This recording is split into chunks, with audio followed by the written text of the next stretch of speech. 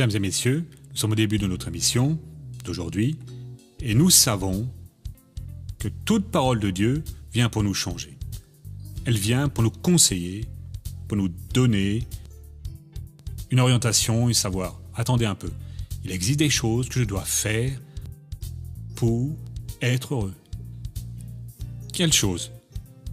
Des prescriptions, des règles, des normes. Ces règles, elles doivent être accomplies pour que je dise « je sers Dieu ». Comment je vais savoir? Quand je vais à la source des règles, la parole de Dieu, et je lis ces règles, et alors je vais dire, je vais observer cela. Aide-moi à Dieu, entre dans ma vie. Dieu attend l'invitation de personne pour entrer. Genèse 26 nous raconte ce que Dieu a dit à un homme, ce qu'il devait faire, et cet homme n'a pas cru en Dieu. Son neveu n'y a pas cru. Il a payé un prix élevé. Un homme appelé Abraham, lui a cru en Dieu. Ensuite, son fils, duquel nous sommes en train de parler plus spécifiquement, Isaac, a continué dans sa croyance. Et Dieu lui a parlé, ne fais pas cela. Il ne l'a pas fait. Comme il n'a pas fait quelque chose dont Dieu ne veut absolument pas, Dieu a donné à cet homme la prospérité comme jamais aucun autre n'a vu avant. Une récolte vraiment très impressionnante. Dieu veut faire une grande récolte dans votre vie, madame. Dieu veut faire la paix dans votre vie, monsieur. Commencez à observer les règles de Dieu. Décidez-vous à servir la parole de Dieu. Laissez voir que vous avez une identité en Dieu. Quand vous permettez à Dieu d'entrer dans votre vie, le caractère du Christ vient alors sur votre vie. Il commence à façonner votre vie, vous rendre heureux. Tout de suite après la fin, je reviendrai pour vous en dire plus, mesdames, messieurs, au nom du Seigneur Jésus. Nous avons en ce moment une opportunité qui peut être l'opportunité de votre vie, où vous allez pouvoir maintenir un contact avec cet être merveilleux qui crée toutes les choses, y compris nous, qui avons tout le pouvoir et qui a enseigné exactement ce que nous devons faire pour que nous soyons bénis. Ceci est le troisième culte où je vais parler des prescriptions, des normes, des règles. Et je n'ai jamais entendu, pendant mes 50 et quelques années de foi chrétienne, 54, quelqu'un prêcher sur cela et l'enseigner. Alors j'ai pris ces paroles, car c'est Dieu qui me les a données, à méditer dans la Genèse 26 et d'autres parties. Là nous avons Isaac qui descend vers l'Égypte. Et quand il est arrivé sur la terre des Philistins, à Guérar, dont le roi était Abimélec, Dieu a dit « Ne t'en va pas, reste là ». En Égypte, certainement, car il serait arrivé quelque chose de très sérieux à Isaac. Quand Dieu donne un avis, nous devons y obéir, parce qu'il vient aviser d'une chose qui est la réalité et qui va se produire. Quand il a dit au roi Ézéchias « Prépare ta maison », parlant à travers Isaïe, « car tu vas mourir, tu ne peux pas vivre ». Vu les conditions présentes, Ézéchias n'avait pas la foi pour vaincre cette maladie. Si lui, par le biais de la parole, car c'est ainsi qu'il parle, attire votre attention, vous devez obéir à ce que Dieu vous révèle. Quand il a appelé Abraham, là, en Égypte, Abraham a obéi. Il allait lui donner l'opportunité de sa vie, comme Abraham a été récompensé. Il est certain qu'il a marché comme un pèlerin, il a 4000 ans de ça, durant toute sa vie. Il n'a pas eu de résidence fixe. Mais cela fait déjà 4000 ans avec le Seigneur. Et d'ici à 4000 ans, plus 4000 ans, il continuera avec lui, dans une position très privilégiée. Et la même chose peut arriver avec vous. Ainsi, en regardant ici, dans la Genèse 26, on dit ainsi, en commençant au premier verset, il y a eu une famine dans le pays, en plus de la première famine qu'il y avait eu au jour d'Abraham. Isaac alla chez Abimélec, roi des Philistins à Guérar. Le Seigneur lui apparut et dit « Ne descends pas en Égypte, demeure dans le pays que je te dirai. Séjourne en émigré dans ce pays-ci, je serai avec toi et je te bénirai, car c'est à toi et à ta descendance que je donnerai tous ces pays. Je tiendrai ainsi le serment que j'ai fait à Abraham, ton père. C'est la même chose que Dieu nous dit aujourd'hui, hein. Ne faites pas ça. C'est pour la personne à laquelle Dieu a parlé. Si cela n'est pas interdit pour tous, pour cette personne-là, c'est interdit. Il y a des commandements personnels de Dieu. Faites ceci. Et la personne ne fait pas ça. Et Dieu, de cette manière, ne peut confirmer l'alliance qu'il a faite avec son Fils, avec le sang de celui-ci au calvaire. Et cette alliance couvre alors toutes nos nécessités. Ainsi, il a dit cela à Isaac. Il a continué en disant, verset 4, « Je multiplierai ta descendance comme les étoiles du ciel. Je donnerai tous ces pays à ta descendance. Toutes les nations de la terre se béniront par ta descendance. » Au 5, il explique, « Parce qu'Abraham m'a écouté et qu'il a gardé mes observances, mes commandements, mes prescriptions et mes lois. » Nous sommes orientés à obéir à la voix de Dieu et nous avons ce qu'il révèle par la parole. À accomplir les commandements et nous devons accomplir les statuts qui est l'ensemble de lois que Dieu a, et nous avons les lois en particulier. Mais nous ne sommes pas orientés. C'est sur cela que j'insiste beaucoup ces jours-ci, accomplir les prescriptions, les règles du Seigneur, les orientations qu'il nous donne par le biais d'un autre. Et un des cas très sérieux, vraiment, c'est quand une personne, se disant chrétienne de Dieu, fait une prière au Père et demande l'intervention d'une certaine personne qui a servi Dieu dans le passé, mais qui aujourd'hui est morte. Et il y a des gens qui font cela. Vous ne trouvez pas une seule fois dans la Sainte Bible une direction pour que vous utilisiez une quelconque intermédiaire. Cela n'est donc pas une norme de Dieu, ce n'est pas une prescription, et nous ne pouvons pas faire cela. Il n'y a pas une seule fois où les apôtres ont signé que si vous demandiez à la Vierge Marie, elle intercéderait pour vous et Dieu répondrait. Si Dieu n'a pas mis ce précepte, ne le faites pas. Cela, c'est un précepte de l'homme. Et le précepte de l'homme perturbe tout ce qui est précepte divin. Et aux missionnaires, où est-ce que c'est cela? Allons à Matthieu, chapitre 15, verset 9. La personne qui n'observe pas la Sainte Bible est mal instruite. Et le résultat, Matthieu 15, verset 9. En commençant au verset, le chapitre entier pourrait être lu parce qu'il est très très important. Mais nous allons commencer au verset numéro 8. Ce peuple m'honore des lèvres, mais son cœur est très éloigné de moi. C'est en vain qu'ils me rendent un culte, eux qui enseignent comme doctrine des commandements humains. C'est très clair, hein, n'est-ce pas? Si la Bible ne dit pas que nous pouvons demander l'intervention, l'intercession de quelqu'un qui a très bien servi Dieu dans le passé, nous ne devons pas faire cela.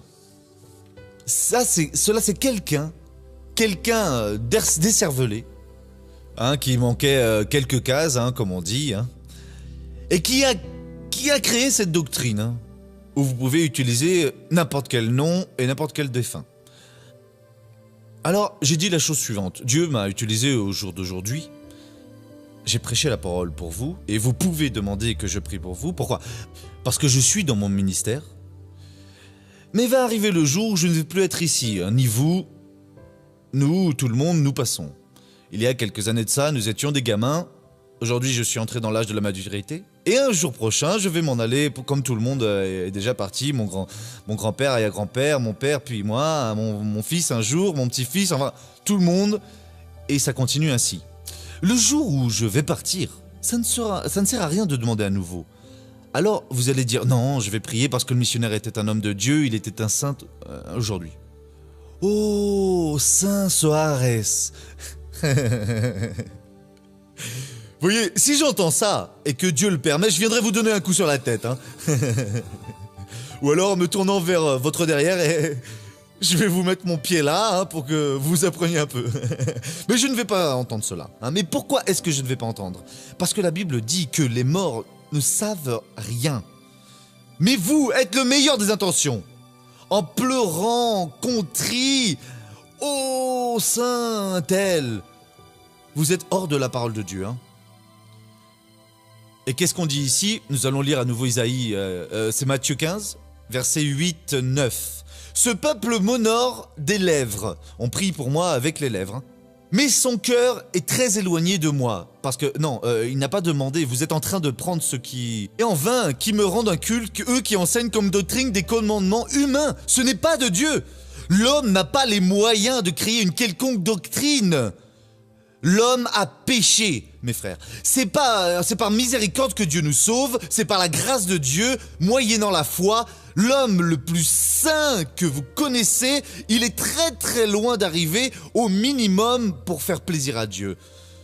C'est pour cela que Jésus a dit, hors de moi, en effet, vous ne pourrez rien faire. Ainsi, tout ce que l'homme fait est un précepte humain qui perturbe l'action du Saint-Esprit. Il était en train d'honorer Dieu. Oh mon Dieu, très aimé Dieu. Alléluia Seigneur, créateur du ciel et de la terre. Mais il n'était pas en train de suivre la norme, la règle. Mon ami, vous devez suivre la règle. Quelle est la règle? Vous allez prier ainsi, notre Père. Et il a dit, demandez tout en mon nom. Au nom de ton Fils Jésus, en accord avec ta parole, je vais revendiquer, assumer cette bénédiction.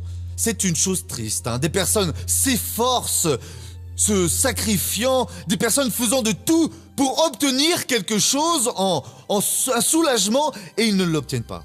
Pourquoi ils n'y arrivent pas? Parce qu'ils ne font pas la volonté de Dieu. Revenons à la Genèse où nous étions avec Isaac.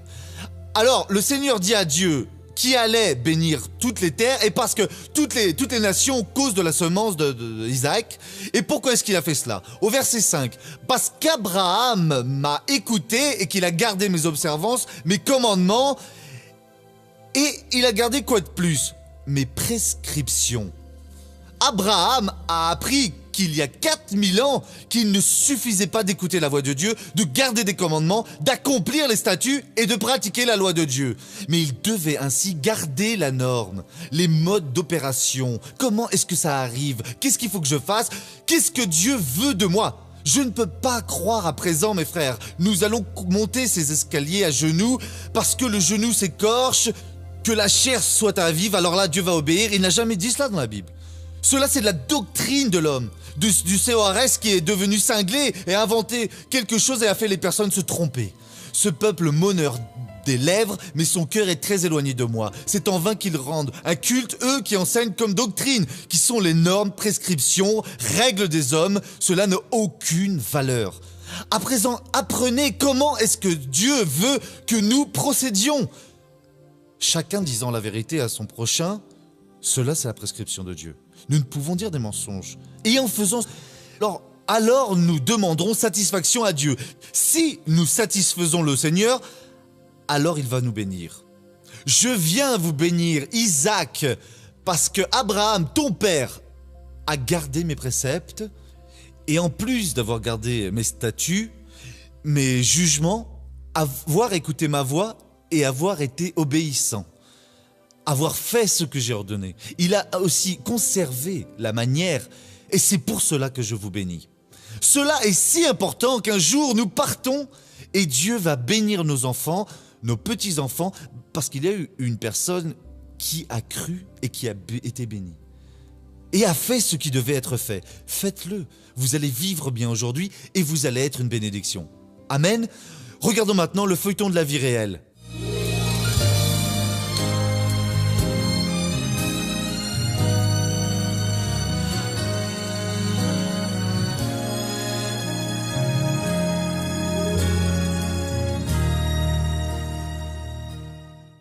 Yvan menait une vie normale, jusqu'à ce que certains collègues le comparent à un joueur de football. J'ai commencé à accepter la vie de ce joueur avec lequel il me comparait. J'ai commencé à vivre sa vie. Je me suis mis à l'imiter, à faire des choses qu'il faisait. Tout ce qu'il racontait sur lui, je le faisais aussitôt. Alors j'ai commencé à laisser ça entrer en moi. En accord avec les analyses d'un spécialiste, Yvan souffrait d'une double personnalité. L'autre personnalité, c'est comme un mécanisme de défense de votre ego, de votre moi. Comme j'ai des difficultés pour me comprendre, pour m'accepter, la personne se sent si fragilisée dans sa propre estime, dans sa compréhension du monde, alors elle recherche une autre personne, elle projette son moi, elle projette sa vie dans une autre personne. Tout ça s'est passé d'une façon très rapide, mais en même temps d'une façon qui me donnait du plaisir. J'ai fini par connaître cet épisode de sa vie parce qu'on était juste amis, vous voyez, ce n'était rien de bon. J'étais juste heureux à ce moment-là où je me comportais comme ce joueur, vous comprenez. Mais c'est après tout ça que venait le pire, car je ne supportais pas de sentir tout ce vide, ça ne m'allait pas et que tout ce que je faisais ne me satisfaisait pas. On doit souligner que cette relation de double personnalité est une relation inconsciente et non consciente. Qu'est-ce que cela signifie ? C'est quelque chose qui automatiquement se produit. Et soudain, la personne arrive même à se poser des questions. Est-ce que c'est vraiment moi ou je suis l'autre ? Qui suis-je, à vrai dire, en ce moment ? Je me sentais la plupart du temps opprimé, triste. En fait, je voulais me satisfaire d'une chose que, en vérité, je n'étais pas. Quand j'arrivais d'un endroit élevé, tout d'un coup, je voulais me jeter en bas et je disais « Est-ce que je veux vraiment faire ça ? C'est moi qui vais faire ça ou est-ce qu'il y a quelqu'un qui commande ma vie ?» C'était juste une tromperie, vraiment, hein ? Une pure tromperie.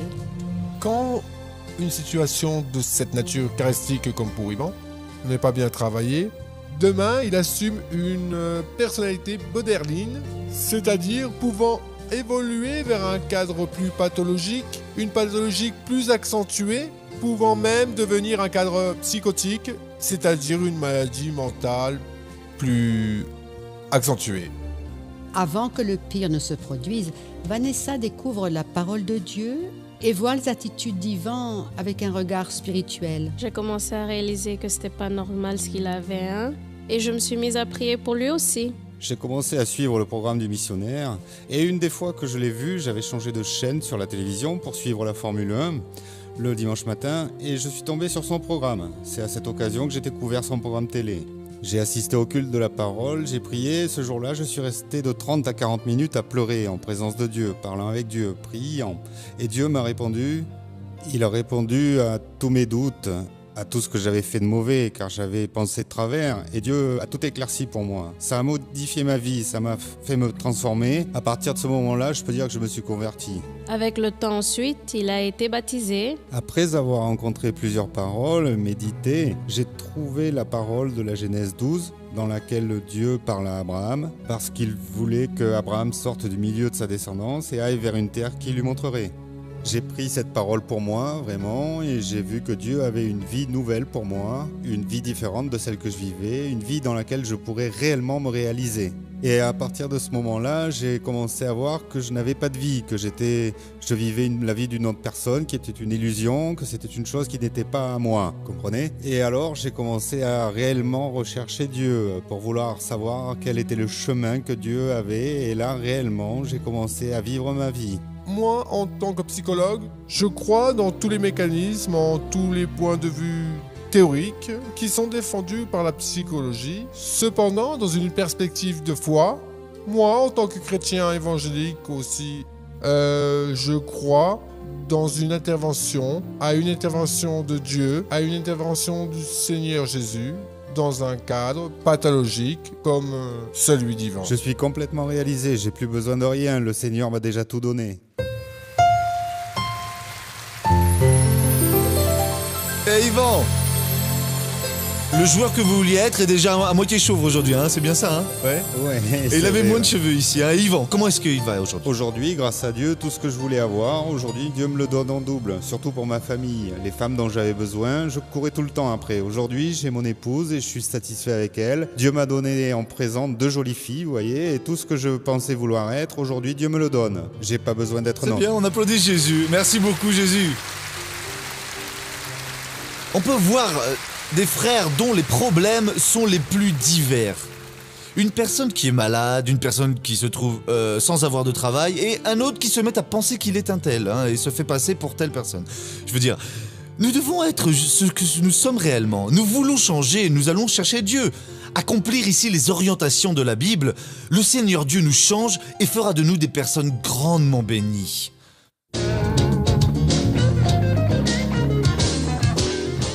Missionnaire, pourquoi les mariages d'aujourd'hui ne durent plus comme ceux du passé duraient? Je ne sais pas, pour certains cela dure, la majorité est en train d'être bombardée par le diable, et ça dans le monde entier. Il y a des pays où ce n'est pas aussi fort, non. Il y a des pays qui maintiennent encore une structure comme nous la connaissons dans le passé, mais avec cette libéralisation, les personnes prospérant, et la hausse de l'injustice, car la vérité c'est cela, hein, les choses vont devenir pires. Et la Sainte Bible dit cela, hein. Paul a écrit à Timothée au chapitre 4, 1er à Timothée, chapitre 4, verset 1. Mais l'Esprit, en majuscule, hein, parce que c'est le Saint-Esprit, dit expressément que dans les derniers temps, quelques-uns s'éloigneront de la foi pour s'attacher à des esprits d'égarement et à des enseignements de démons, par l'hypocrisie de discoureurs, de mensonges, marqués au fer rouge dans leur propre conscience. Ils interdisent de se marier. Ainsi, le mariage ne dure pas, ça va augmenter et dans quelques temps, ils vont l'interdire. Il y a déjà beaucoup de gens qui pensent qu'il n'y a pas de problème. Non, le tout, c'est d'être ensemble, vivre comme si on était mari et femme. Alors, l'Esprit de Dieu vient nous aviser qu'il y a cette doctrine de démons qui attaque principalement le mariage pour que les personnes perdent leur respect pour la parole de Dieu, le respect pour eux-mêmes, et ainsi ils vivront comme des vaincus. Allons à présent à la seconde question. Missionnaire, les années qui précèdent le retour de Jésus sont bien proches? Je viens de raconter ici à présent que Paul dit qu'il avisait expressément. Donc chaque jour est plus proche, hein. Chaque jour qui passe est un jour en moins. À présent, nous ne savons pas quand. Et nous ne pouvons pas maintenant devenir désespérés pensant qu'il va venir cette nuit. Et il pourrait venir. Mais le principal signal ne s'est pas encore accompli. Et quel est le principal signal? Allons à Matthieu 24. Quel est le principal signal du retour de Jésus? Matthieu chapitre 24. Dans le premier verset, vous allez voir que les disciples se sont approchés de Jésus, hein. C'est ainsi. Comme Jésus s'en allait au sortir du temple, ses disciples virent lui en faire remarquer les constructions. Mais il leur répondit, « Vous voyez tout cela?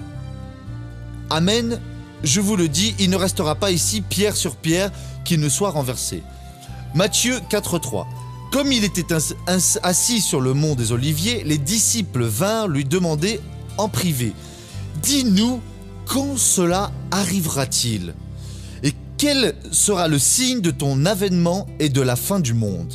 Alors Jésus commença à lire plusieurs versets, et au verset 14, il dit ainsi, « Cette bonne nouvelle du règne sera proclamé par toute la terre habitée, ce sera un témoignage pour toutes les nations. Alors viendra la fin. » Faites attention à ce pronom démonstratif « cette ». Il n'a pas dit « l'évangile du royaume sera prêché ». Là, ce serait n'importe quel type d'évangile. Pour celui qui ne croit pas au miracle, car celui-ci est celui qui est le véritable évangile. Pour celui qui croit que c'est le véritable évangile. Et Jésus a utilisé le pronom démonstratif « cette », c'est-à-dire le même évangile qu'il prêchait guérissant les infirmes, expulsant les démons, le même message sera prêché comme témoignage dans tout le monde et à toutes les personnes. À présent, laissez-moi faire une prière pour vous tous, hein, principalement pour ceux qui sont dans leur foyer. Nous prions. Père, nous entrons maintenant en ta présence pour clamer ta bénédiction, ton intervention, clamer ton aide pour demander, Dieu, viens secourir toutes ces personnes qui sont en prière à présent, qui ont besoin de ton aide. Mon Dieu, il y a une personne qui est comme étourdie. On dirait que sa tête est creuse. Dieu, guéris cette personne à présent. Et de n'importe quel autre mal. Aide, mon Dieu, cette personne dans cette lutte quotidienne. Des luttes, oh Dieu, contre les tentations, contre les attaques malignes, contre l'incompréhension des personnes. Oh mon Dieu, nous allons bénir tout ce peuple. Et au nom du Seigneur Jésus, je réprimande cette force maligne et j'ordonne, laisse cette personne au nom de Jésus. Levez les mains et dites, merci beaucoup Jésus. Bien, nous sommes de retour et je crois que cela est un programme très bien fait, très joli. Dans les minutes finales, je parle tout avec vous, mesdames, messieurs. J'aime toujours vous conseiller au sujet de ce que vous avez entendu RSES dire. Non pour lui, mais pour Dieu qui a inspiré cet homme à parler. Vous avez déjà vu les résultats, personnes racontant leurs témoignages, Dieu se manifestant d'une façon spéciale. Et maintenant, je vous demande, si Dieu inspire ces personnes, est-ce qu'il ne peut pas vous inspirer? Bien sûr que oui. Vous avez une identité en Christ. Vous avez quelque chose écrit du Christ au fond de vous. C'est comme si l'ADN du Christ était implanté à l'intérieur de vous. Ou soit, vous devez manifester ces choses. Manifester comment? Plus il y a Christ qui entre en moi, plus je vais manifester dans sa parole, plus je vais agir selon sa parole. Il suffit simplement de croire, d'agir dans la confiance que Dieu a placée en moi. Si Dieu vous appelle aujourd'hui, vous devenez un parrain de cette œuvre, prenez maintenant une étude de foi et dites « j'y vais ». Je vais écouter la main de Dieu et je vais appeler maintenant. Et c'est ce numéro auquel vous allez faire. Vous appelez maintenant et vous allez parler avec notre hôtesse. Voyez, je veux devenir un parrain du spectacle de la foi. Je veux des RSES continuer à maintenir ce programme à l'écran. Quand vous prenez cette attitude de foi, Dieu honore votre foi. Dieu va venir vous bénir. Dieu inspire votre être pour être heureux. Votre vie va être modifiée. Vous allez être transformé par lui. Croyez simplement dans la parole de Dieu. Agissez dans la confiance qu'il a placée dans votre vie. Et avec cette confiance, vous allez avancer. Ne regardez ni à gauche ni à droite. On est allé de l'avant. Avec ce que Dieu a placé, avec ce rêve qui vient dans votre vie. Dieu va vous bénir et Dieu va vous faire prospérer. Voyez, que Dieu vous bénisse tous. Nous avons demain sur le même horaire. Que Dieu vous protège tous et à bientôt.